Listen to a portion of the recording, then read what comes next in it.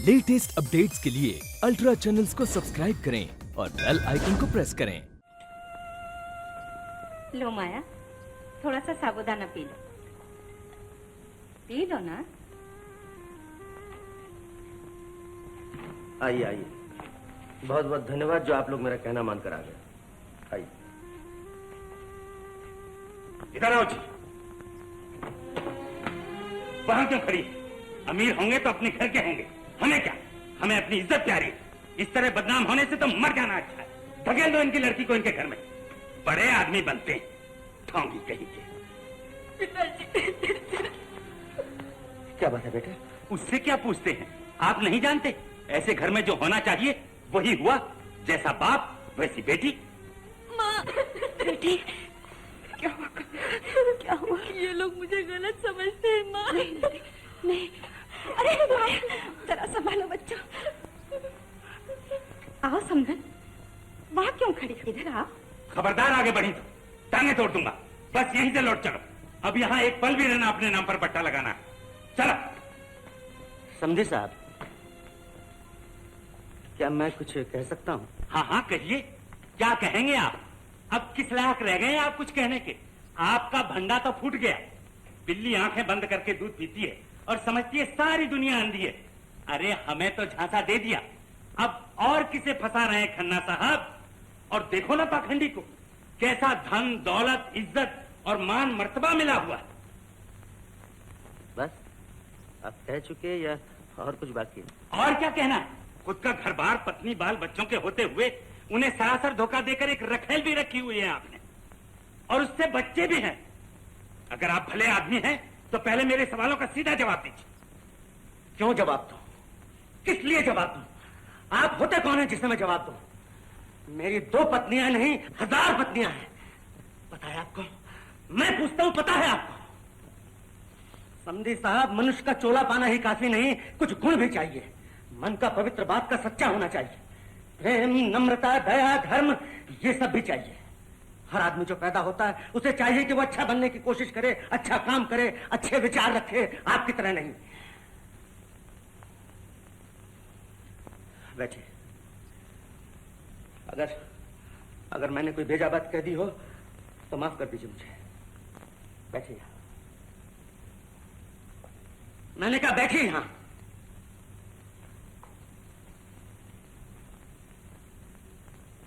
अब बताइए आप लोग मेरे बारे में क्या जानना चाहते हैं? मेरे और मेरी दूसरी पत्नी के बारे में ना? तो सुनिए, हालांकि ये जरूरी नहीं कि अपनी कहानी मैं आप लोगों को सुनाऊं, कोई जरूरी नहीं मैं किसी को भी सुनाऊं। जिस भगवान ने मुझे पैदा किया है उसे भी सुनाना मेरे लिए कोई जरूरी नहीं है। लेकिन उस देवी के लिए जो वहां खड़ी है, उस लक्ष्मी के लिए जो आज 20 बरस से मुझ पर एक अटल विश्वास रखकर मेरे साथ गृहस्थी चलाती आ रही है, उस धर्म पत्नी को अपनी कहानी सुनाना मेरा कर्तव्य हो जाता है। उस तस्वीर को देखिए। बीमार की कुर्सी में जानते हैं कौन है वो? माया के पिता, मेरे ससुर। वो महापुरुष जिन्होंने मुझे बचपन से पढ़ाया, लिखाया, बड़ा किया और फिर इंसान बनाया मुझे। आज से 22 साल पहले, जब मेरी शादी नहीं हुई थी। राधा, यहाँ आओ। आज तूने बहुत अच्छा गाया बेटा। और दीदी ने क्या कम अच्छा बजाया पिताजी? चल जी, ऐसा क्या अच्छा बजाया? बस तुम दोनों सदा सुखी रहो, इसके सिवा मुझे और क्या चाहिए बेटा। अच्छा दीदी, मैं बैडमिंटन खेलने जाती हूँ।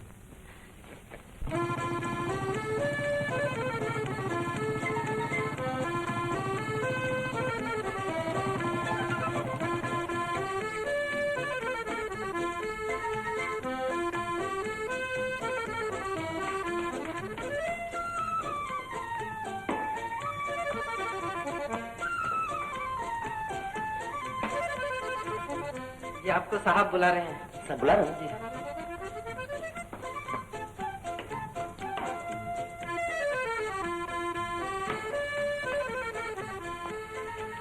मुझे बुलाया आपने? हाँ, बैठो।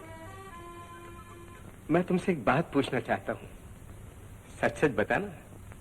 जी हाँ, पूछिए। क्या बात है हरीश, तुम तो हमेशा हंसते खेलते रहते थे, आजकल इस तरह खोए खोए से क्यों रहते हो? जब बोलो बेटा। रंगून से दीदी की चिट्ठी आई है। अच्छा, उन्होंने लिखा है कि वो चाहती है कि मैं। ओ, तो तुम इसलिए परेशान हो रहे हो?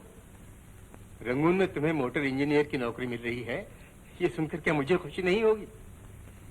चिट्ठी का जवाब दिया या नहीं? जी नहीं। वाह, आखिर तुम पर मेरा हक तुम्हारी दीदी से ज्यादा थोड़ी है। जाओ, फौरन तार भेजो कि तुम अगले जहाज से रवाना हो रहे हो।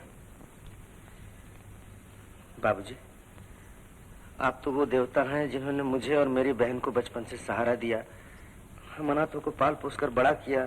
तो क्या हुआ, अब तो तुम्हारी बहन बर्मा में अपने पति के साथ बड़ी अच्छी तरह से है, तुम्हें वहां बुला रही है, नौकरी भी अच्छी है, तुम्हें फौरन चला जाना चाहिए। लेकिन एक शर्त है। जी, अगर मैं कुछ कर सकता हूँ तो आप हुक्म कीजिए, मैं बड़ी खुशी से करूंगा। कई दिनों से एक विचार उठ रहा है मेरे मन में। तुम अच्छे और होनहार आदमी हो, सोचता हूं अपनी बेटी की शादी तुम्हारे साथ ही कर दूं। उससे शादी कर लो और उसे भी अपने साथ बर्मा ले जाओ। क्या सोच रहे हो? जी, कुछ नहीं। ये सुनकर तुम कितने खुश होगे, मैं जानता था।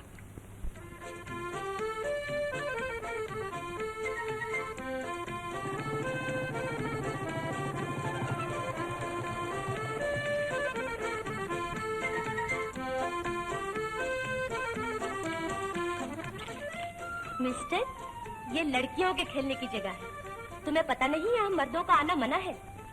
अच्छा, तो मैं वापस चला। बड़े चंट हो। क्या बात है शीला, तू खेल ले मेरी जगह। क्या बात है, बोलो ना। तुम पीछे बैठ जाओ, मैं बताता हूँ। कोई देखेगा तो? इधर आ। क्या बात है? थोड़ी देर हुई, तुम्हारे पिताजी ने मुझे अचानक बुला भेजा। फिर? उन्होंने कहा, हरीश आओ बैठो। बस यही कहना था? और भी तो पूछो, आगे क्या कहा? तो कहो ना जल्दी। राधा, तुम्हारे पिताजी को कैसे पता चल गया कि हम दोनों एक दूसरे को चाहते हैं? नहीं, उन्हें नहीं पता। अरे हाँ, उन्हें पता है। ये कैसे कह रहे हो? मैंने उनसे कहा कि दीदी की चिट्ठी आई है, मुझे बर्मा जाना पड़ेगा, तो उन्होंने कहा हाँ हाँ शौक से जाओ, लेकिन जाने से पहले मेरी बेटी से शादी कर लो और उसे भी साथ ले जाओ। झूठ। अरे सच, उन्होंने कहा मुझसे। मगर हमारी बात का उन्हें कैसे पता लग गया? कहीं तुम्हारी दीदी ने तो नहीं कह दिया हमसे? मगर दीदी को भी तो नहीं पता ये बात, मैंने तो कभी नहीं बताया उसे। तो फिर पूछती हूँ जाकर। क्यों माया, हरीश से ब्याह करने के लिए तुम राजी हो ना? उन्होंने क्या कहा पिताजी? उसने हाँ कर दी। शादी की बात सुनते ही वो बहुत खुश हो गया। पिताजी। क्या है माया, पगली तो रो क्यों रही है? जब मैं सोचती हूँ कि मुझे आपको छोड़कर जाना पड़ेगा तो मेरा मन रो उठता है पिताजी।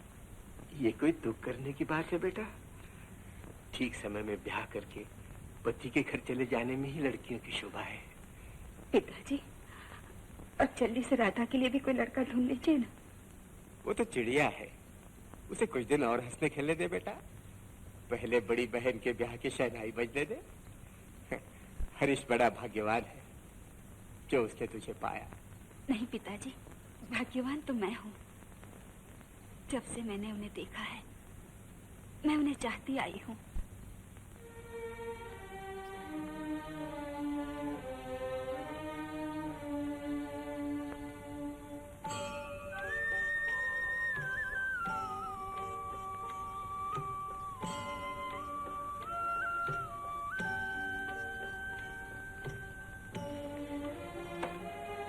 अब कहो, तुम्हारा शक दूर हो गया?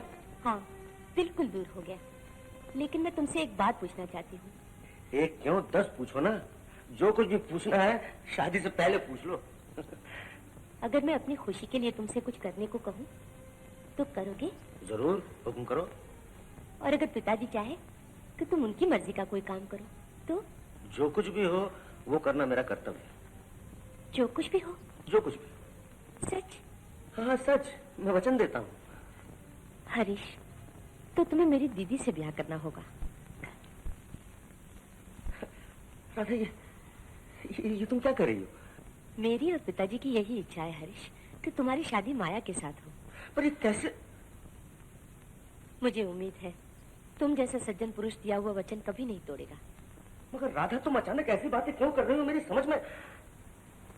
मैं माया से पूछता हूँ, मैं उसे सारी बातें बता दूंगा। नहीं, तुम्हें मेरी कसम। माया से तुम कुछ मत कहो हरीश। तुम नहीं जानते वो तुम्हें कितना चाहती है।